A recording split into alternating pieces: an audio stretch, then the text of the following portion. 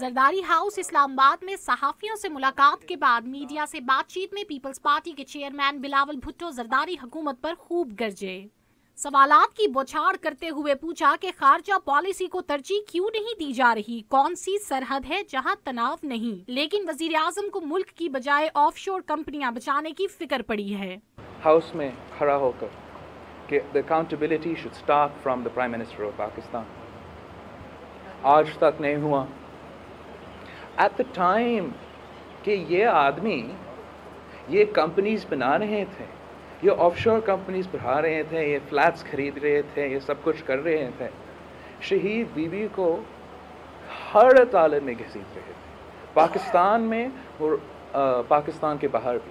बिलावल ने वजीर आजम की कश्मीर पॉलिसी को भी तनकीद का निशाना बनाया। बोले कि आजाद कश्मीर के इंतखाबात में धांधली हुई तो वजीर आजम 2014 का धरना भूल जाएंगे।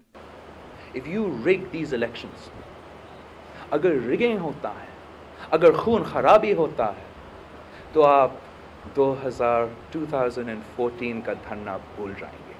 बिलावल भुट्टो ने हुक्मरानों को इजारादार भी करार देते हुए कहा कि मुफाहमत सिर्फ नून लीग से नहीं, अपोजिशन जमातों से भी होती है। इमरान खान की बात से इस हद तक इत्तफाक करता हूं कि नवाज शरीफ का तर्ज हुकूमत जमहूरियत के लिए खतरा है। कैमरामैन राहील कुरैशी और साथी रिपोर्टर मोहम्मद बिलाल के साथ सादिया राफे, डॉन न्यूज, इस्लामाबाद।